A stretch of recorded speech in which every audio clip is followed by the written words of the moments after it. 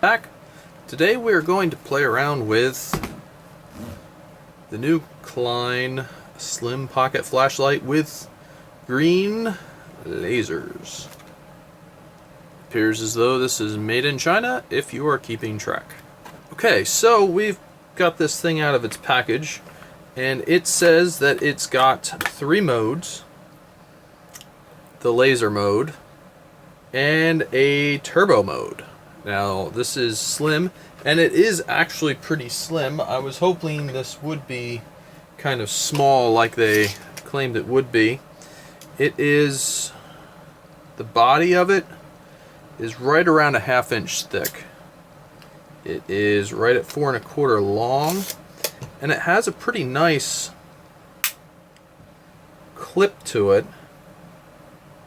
And it's pretty interesting the way this is made, because you have a backlight, have your forward facing light, and your laser, of course. So you have your green laser, which is pretty nice. You have, okay, I believe that's turbo mode. You have a low, you have a medium, you have a high, and you have the backlight, which is always going to be 1 brightness. Now this thing has a magnet on the back of it, which is pretty handy. If you're working in a cabinet or something like that, you can stick it to things. And it is USB-C charge. There you go. So that is a quick overall of how it looks. It feels like it has an aluminum casement, which I really like, because if you have this in a pocket, you shouldn't have to worry about damaging it. So, question would be, is it USB-C charge? Well, to find out, we're going to get out our USB-C charger.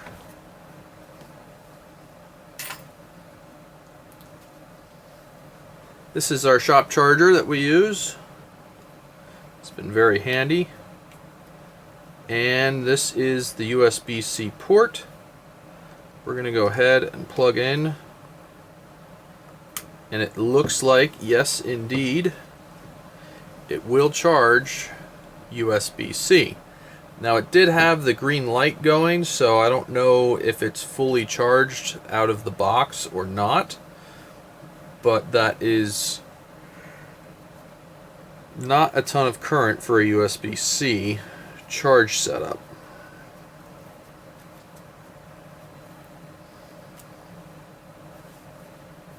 Now it did come with a short cable, which is just your typical USB-A to USB-C charge cable. Feels like it's all pretty much PVC. The ends seem pretty okay. They should take a little bit of abuse and not be too beat up in your tool carry. Does this work while it's charging? Just on the low setting.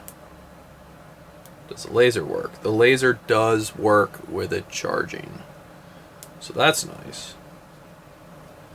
So low and laser is all you get when it's charging. Okay, the next thing that might be of interest is how strong are the magnets on this thing. And to find out, we're going to use our Gauss meter, and I can see by the metal shavings on this that it definitely has a magnet on it.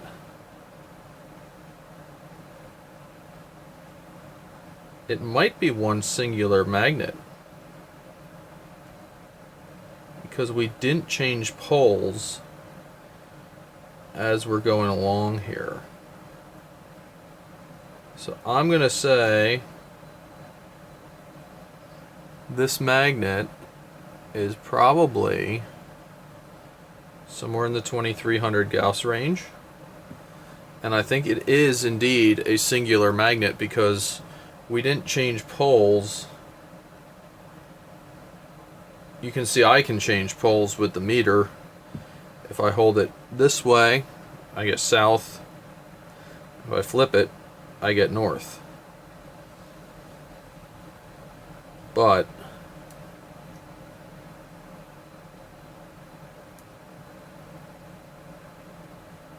across here, we don't really get anything other than one polarity.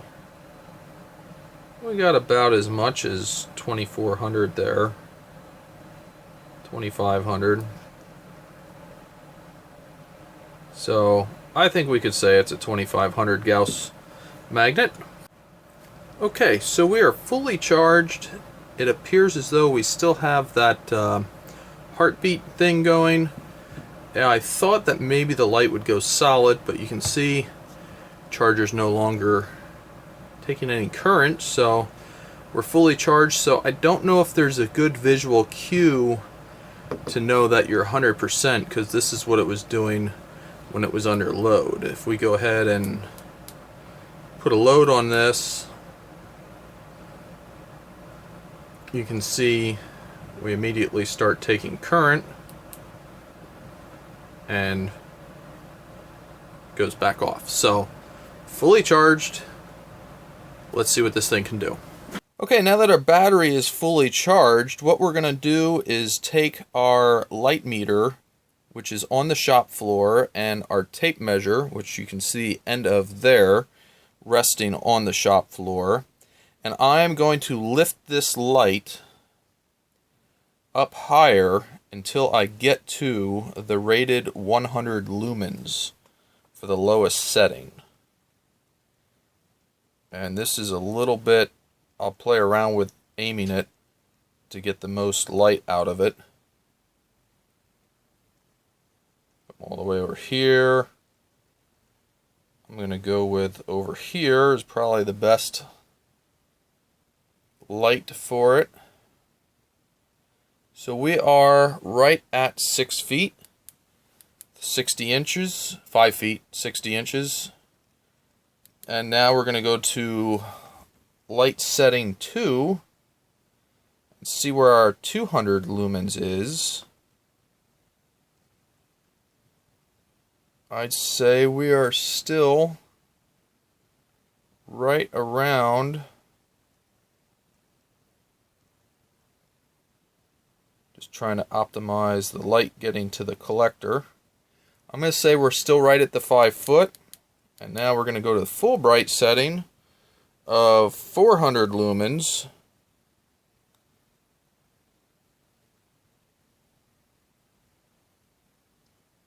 Which appears to be, we're going to have to go a little closer.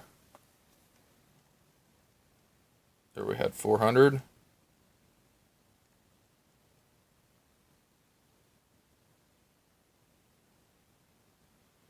I'd say we are right at about 50 inches. Now there we got a good reading. So yeah, I can back it up. We're getting brighter as I go in. And let's call it 53 inches. Now this does have a super bright, which I'm not sure if this is supposed to be 1,000 lumens. In turbo mode. Let's see how close we have to be to get to that turbo mode. I can feel this heating up as I'm holding it on turbo mode. So there is quite a bit of heat coming off of this thing.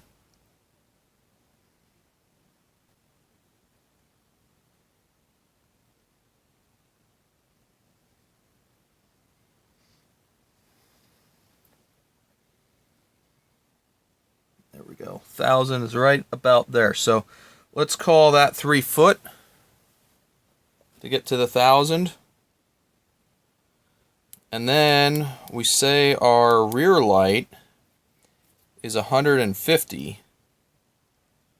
So let's see how close we have to be to get that 150. Now the rear light is really a flood. So I'm going to try and get, okay, there we go. I have to hit the light button.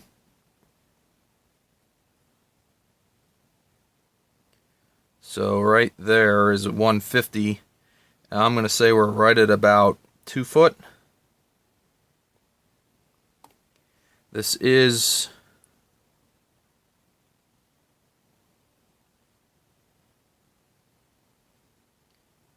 right about 2 foot. And we are 5,000K. Everything has been 5,000K. Okay, so there's some loose measurements of how far away from this thing you can expect to get the lumens that they specify. So we kind of glossed over the laser for the most part because it's green and it's a laser that you can use to point at things. It has a decent dot pattern. As you get further away, obviously it's going to get bigger, but this is in decent shop light and you can see that's not really lost. So it is a pretty decent visible laser, and it is a little unique because it's green and not red. But overall, I started carrying this in the work carry in the middle of this video actually, and I do actually really like this light. It's convenient, it's easy to use to point out something, you know, hey, here, there, whatever. But it's also handy to have a light that you can just have that's got a magnet on it. They have this kind of double hook thing here so that you can hook it in this way or this way. I don't know if we can see there. It's kind of like a double hook that it has on it, which is kind of neat. I do really like that it has the magnet because I've already used it with this lower light that's on the back of it. There you go, you can see it a little bit better. And we just stuck it into the cabinet and did some wiring with it like that. So this, and I'm glad it's a big flood. That's kind of neat. This is also a bit of a flood, and it seems to get exponentially brighter as you play with it. I mean, this turbo mode they put on this thing is freaking bright. So kind of handy. It does have the level that whenever you use it, it tells you its battery status. It does not turn off, I guess. It stays with the heartbeat thing unless that times out after a while charging. I'll have to charge it again to see. But overall, I think this is a really handy light. It's nice and compact and it has some decent features. It being rechargeable.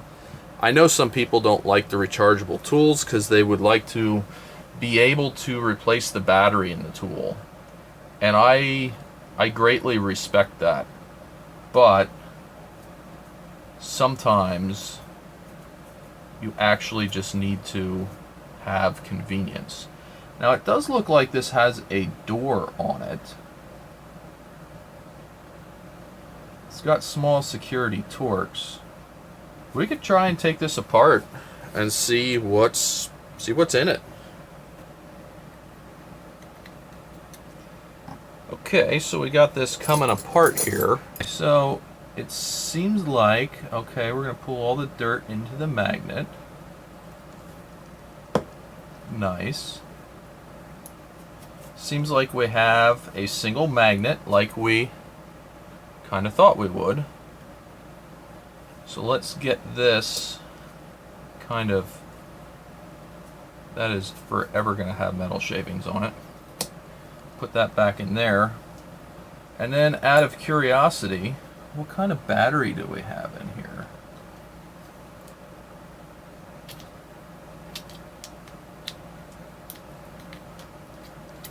I guess we'll leave the magnet out.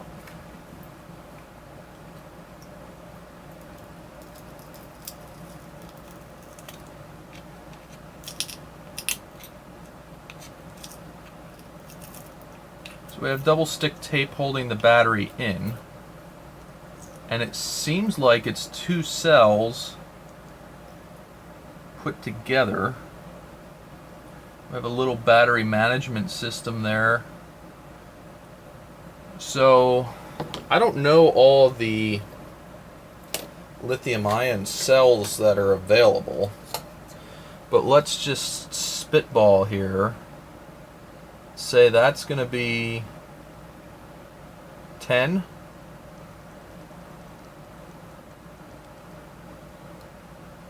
Yeah, 10 by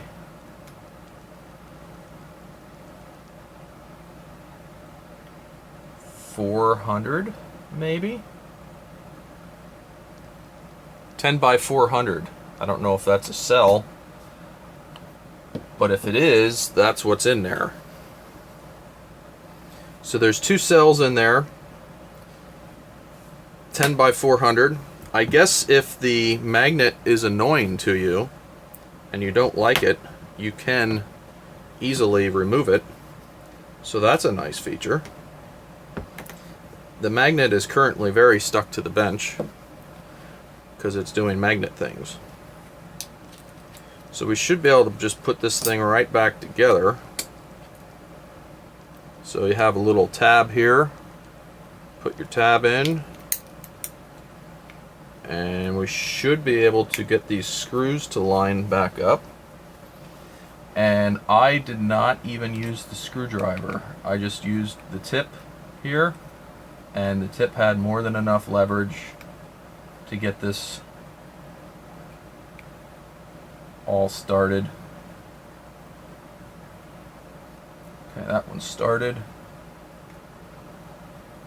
Let's get this one started.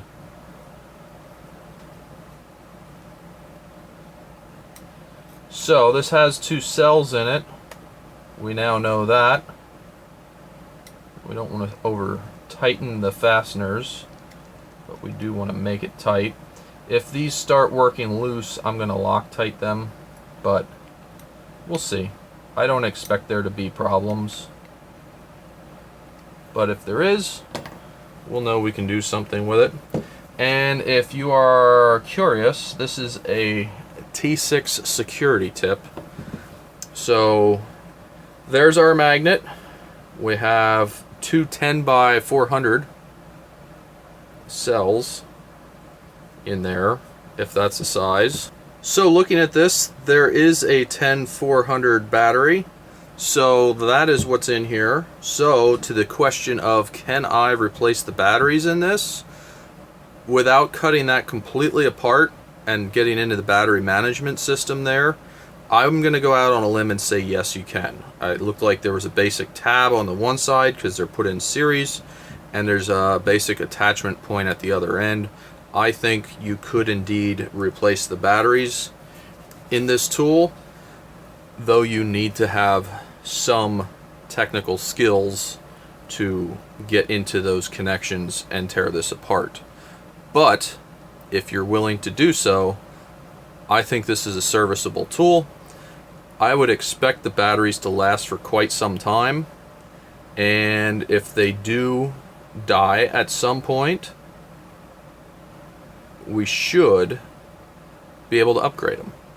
So let me know your thoughts below. We kind of got into a few different things here. We looked at the magnet strength, the light coming off of this, and what type of batteries are inside, and just a few things, how far away you can expect to be to get the amount of light that you're seeing from this tool. I find it pretty handy. I've used it quite a bit already in the week that I took it to work. Let me know what your thoughts are, if you would get this, or if there's something about it that you don't like. I like that it has an aluminum construction. It does heat up when you're using it on the full bright setting, but the aluminum construction should help cool off the LED chip. Now, this does have that YAG phosphor inside. That's that yellow that you see inside there. They could make this a little bit warmer color if they wanted to, with the application of more of that YAG phosphor. Maybe we'll see different colors available at some point, but it seems like a lot of these flashlight tools end up at 5000K, which I guess I can settle with. I prefer the 4, but I really don't like the 6 or 6500, so I can deal with 5 if that's what they put out. It's got a convenient charging port that we looked at to the USB-C. Just your typical flat tab here to put it all together, and your nifty hook here so you can hook that one way or the other, and you have the magnet. So I think it's pretty neat. There's a fair amount of options in a compact package, which I like a lot. So let me know what your thoughts are. Would you pick this up? Do you like the green laser? Would you prefer a red one? I kind of like the green. That way if you're out there with somebody else and you're both pointing, it's pretty clear who's pointing where if people have different colors. So as always, thanks for watching. Have a great day.